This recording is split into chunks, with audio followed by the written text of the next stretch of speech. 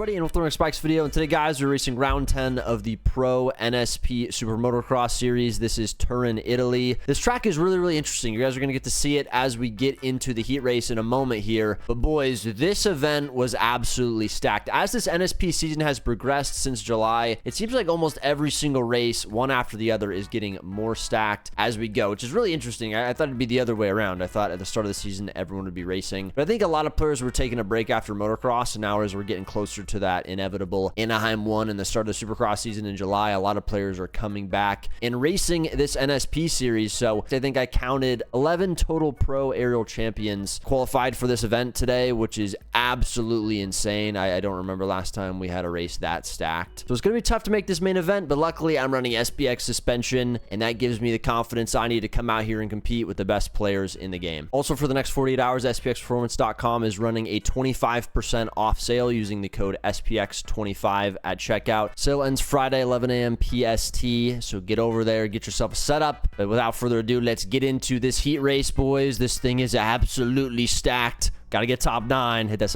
like button. Let's get on the gate. All right, on the gate here for the heat race. Again, we qualified 14th overall, so we're 7th seed in this heat race. There's also 7 aerial champions in this heat race, so this is a pretty stacked one. Got to get top 9 to make the main event. Let's see if we can get her done, boys.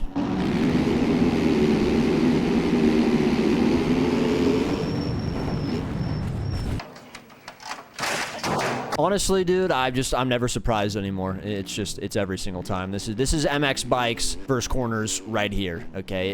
It looks the same every single time, but I make a ton of passes, okay? Because of where I crashed, it was so far from the rhythm section, I actually got a pretty smooth run. Then a guy's down on the corner, we get hit off the track. I try to re-enter as safe as I could, but we're gonna lose some time in this rhythm section. And then we got Signer just jumping right over my dome piece here. And he's on a 250, which was a little bit interesting. I'm not sure why he's on a 250 in an open class race, but we gotta get top 9, boys. Let's see if we can get her done.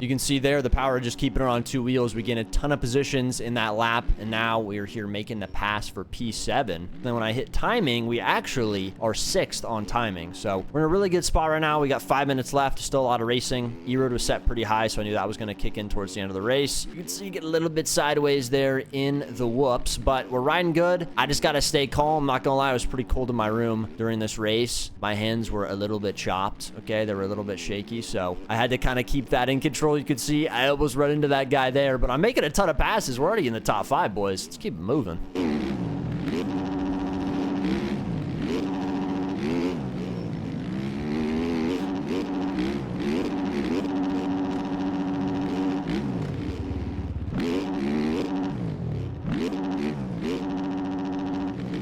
Messed up that rhythm section, but you could see 2 guys are down, and boys, we just made the pass for 3rd. All right, I am P3 in a heat race. I'm feeling nice and spunky. Now, again, there's 7 aerial champions in this heat, okay? I knew there was going to be guys who are going to start working up. You see Brado here, the 450 NA Supercross champion this year. He's right behind me, and listen, I don't really care if he gets around me. Honestly, I'd probably feel a little bit more comfortable with him around me because I think he's probably got a bit more pace. You could see I made a little bit of a mistake there. We don't really talk about all that, but I just gotta lock in, boys. Lock in, keep it moving, keep it on 2 wheels. I've got a pretty good gap back to 9th now. If I just keep it on 2 wheels, we're gonna be Gucci.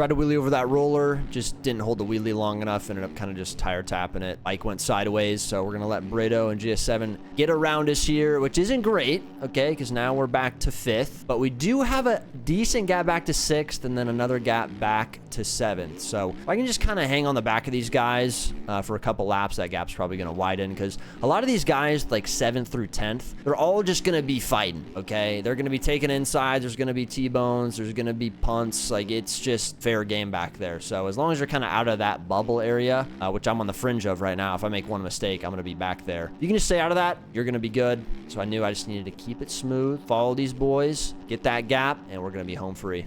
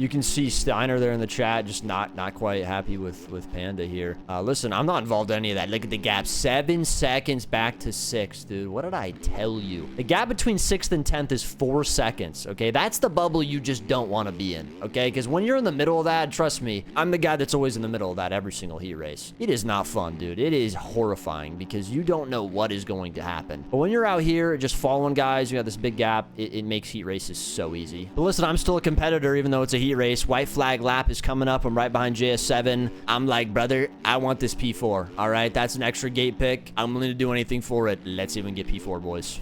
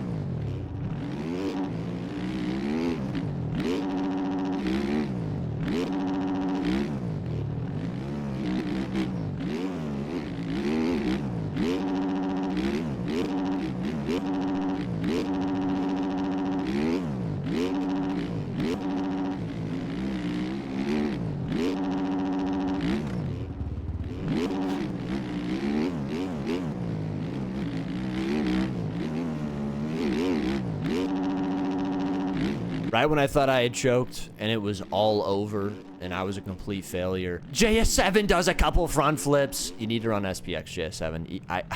You gotta learn, brother. You gotta learn. Anyways, we get up 4th in the heat race. Made me feel good inside, you know what I'm saying? It doesn't mean anything, but it made me feel good inside. So anyway, main event time. Main event time. You can see we actually got a pretty good gate pick, but I decided on the gate, I'm like, you know what, I'm not going to go for the start like I did in the heat race. It's not even worth it. These guys on the inside are so fast. They have such a good start technique. So I'm not going to challenge it. I'm going to let them go, take the inside, do the old strategy I used to do, try to survive to even get a good start, boys.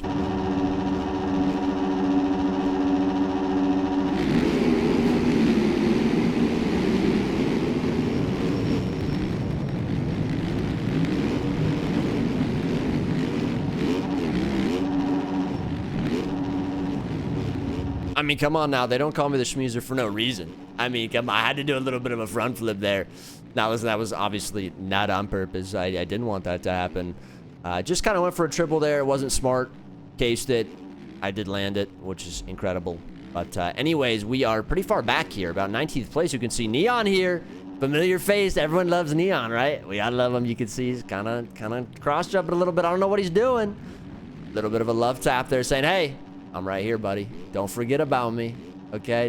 There might be someone else. you probably shouldn't forget about, by the way. So, Neon, I'd watch out. There might be another guy. He might be hunting. Anyways, we're in, what is this, 15th right now, it says. And boys, let me tell you something right now. That's a murder if I've ever seen one, Panda. Send me the PayPal. Send me the PayPal, Panda. You might get a tip coming your way. Anyways, we're going to cross the line here in 13th place. And boys, this main event's looking spicy. Okay, a lot of the fast guys up front. I didn't really like to see that. I mean, you got TJ, Cam, Splash. I feel like it's every race. They're just in the top 3. But we're not doing too bad. I mean, P13 first lap. I think that probably trumps just about every other main event I've done in this series this year. I have not had a good first lap, so I got to keep it on 2 wheels, find a good pace, hopefully get in that top 10 soon, and just get moving, boys.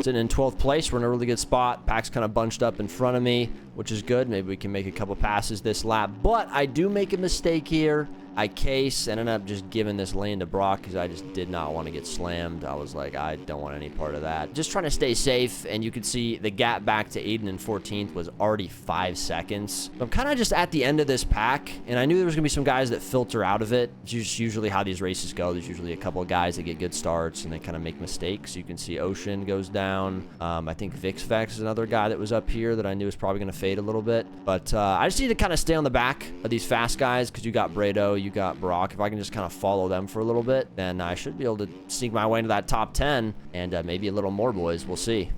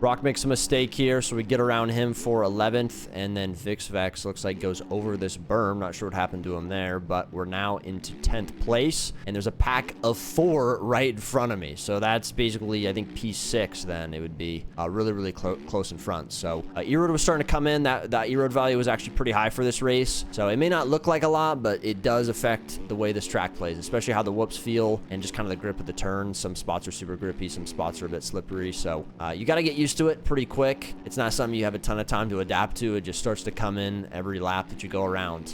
When that value is high, the ruts get deep. You can see the whoops there, get a little bit swappy. And since I'm on 100 direct lean, I just couldn't save it out of the corner. I'm still learning 100 direct lean, but it's super snappy. Like if you get discombobulated at all, the game just fights you so much. So you have to use technique to your advantage to get through that. But then Vix Vex goes down again. So I get back around him, and we're back in 10th place, but we got a mob behind me. I gotta get moving, boys.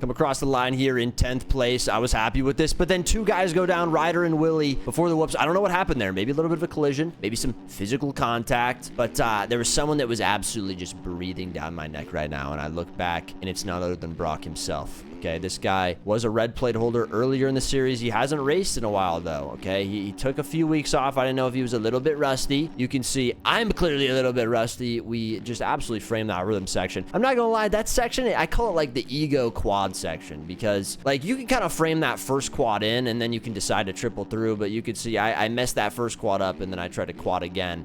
Can't do that. You gotta settle down the ego, and you gotta go for those triples, which I feel like I was doing a good job earlier in the day at doing, but right there I made a little bit of a mistake. Didn't lose a ton of time though. We're still pretty close to him, but now you're gonna notice I start to ride a little bit interesting. Okay, I start making some mistakes. Let me just give you a rundown of what happened. Okay, so my cat was in my room at the start of this race. I closed my door because I was trying to lock in. You know what I'm saying? My cat was in the room. He was sleeping on the chair behind me, whatever. Basically mid-race, this inconsiderate little kitty cat decided to get up. Okay, it was literally right about this time. You're gonna see I start to make some mistakes. He gets up, goes to the door, and starts scratching on it and meowing. He keeps looking at me. He's like, buddy, let me out. And I'm like, dude, like, look right here. I'm trying to talk to him right here. You can see I'm making mistakes. I'm like, dude, I'm in the middle of a big race here, okay? You don't understand the grind that I'm on right now. And so basically that standoff lasted for about a minute. Then he finally went back to his chair, and I could lock in again. But you could see right here, I was making some mistakes. So kind of a funny story, but we're still P9. The gap is still pretty big back to 10th. But Brock was leaving me, and I was losing some time. So I need to kind of relock in, find my consistency again. But just when I thought maybe I wasn't going to catch Brock, he ends up making a mistake there, goes off the track, and boys, my just entire competitive juices just started to come back right here, because I'm like, okay, this is 8th place. Chapstick, I think, was in 7th. He wasn't too far ahead, so I knew maybe I could get up to him, but that gap was pretty big. I was honestly just really happy that the gap back to 10th was as large as it was, because it just kind of gave me that leeway to push, because if I did make a mistake, I wouldn't lose a position. So we got to follow Brock here for a couple laps, control the bike, and just see how far we can move up.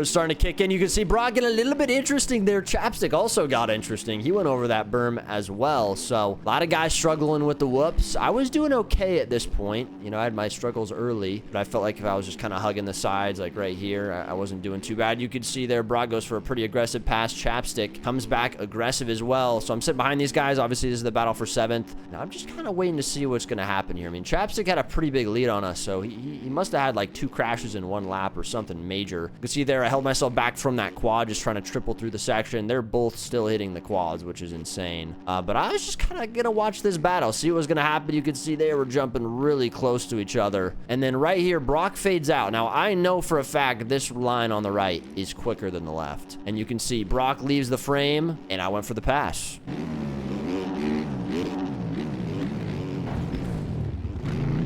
All right, I want to break this down real quick because I think this is actually a really interesting moment. So obviously we're on opposite rhythms. I'm going to go over table and then double into the corner. Brock, I didn't know exactly what he was going to do. I mean, there was a chance he was going to triple over table and then single into the corner, but he ends up going for the quad, which was the line he was on. But basically, he was out of frame this entire time. His shadow shows up a little bit here, but I'm on the inside and I have this low scrub into the corner. So I basically thought at this point, I have this corner commanded. Like, he has to give it up. Like, there's no way he tests this outside. Because, again, I could not see him this entire time. He's nowhere to be seen. And somehow, bro just appears. Like, out of nowhere. I'm like, what? I was confused as hell. Now, obviously, I got the worst of it. He got touched a little bit, but, I mean, he still got this triple in. That's what I saw. I was going for a block pass. Was not trying to make any contact. I thought he was just going to see me and cut down. But, obviously, that's not what happened. Now, this is what his perspective looked like. Crush still plays.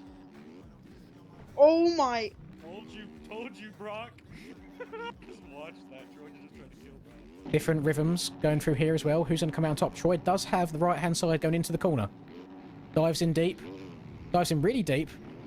Tucks the front end, I think, there. I just disappeared behind the back of the berm. I think he was trying to be too nice. I think he was trying to cut down, not run Brock too high. It's crazy how every single perspective has a different viewpoint, right? Like, Lynn's thought I was too nice and I tucked the front, which he didn't really look at it too deep there, so I don't really blame him for just getting that totally wrong. Brock thought I tried to T-bone him. I can't really blame him for that. Like, it did kind of look like that on his screen. But again, if I really wanted to T-bone him, I could have done it, and I think he probably would have went down. And then my perspective, obviously, I thought I had a pretty easy pass, and I thought he would just cut down behind me. But anyway, that's MX Bikes racing for you. Stuff like that happens all the time. But unfortunately, later in this race, Brock ends up getting behind me. I ended up getting around him for 8th, which I was super psyched on. I was like, let's go. All right, 8th ain't too bad. I was still happy with 9th as well, but I was like, dude, this is a kind of a good race. Like, I'm feeling pretty good. I think K-Dog has one too. Bitch ass boy. Nah, but listen, I'm not mad at Brock or anything. I think after seeing his perspective, like, I can understand it. He had some people in his VC that thought I tried to take him out too. I didn't try to take him out, guys. I mean, come on. You've watched me for a while, you know I don't just take random people out for zero reason in the middle of a supercross race. Anyways, it's 5 a.m. I'm super tired. I've been editing this video for way too long, but we do finish in 9th, and I'll take it, boys. I feel like we rode pretty good. It was a really bad last few laps, so we ended up losing by an entire minute. But I think I definitely could have been up there around 7th. I just kind of kept it steady the whole time. Here's the E-Road after the race, dude. It was absolutely insane. Ruts got super deep, but I found it pretty fun. Also, the top 5 finishers in this race all run SPX. So again, if you guys want to get setups, you should go right now. It's a 25% off sale. Only 1 code use per person. So I think that means you should probably stock your card up when you buy, because again, you're saving 25%. The best players in the game use it. I use it. It's great stuff. Hope you guys enjoyed the video, and I'll see you guys in the next one. Peace.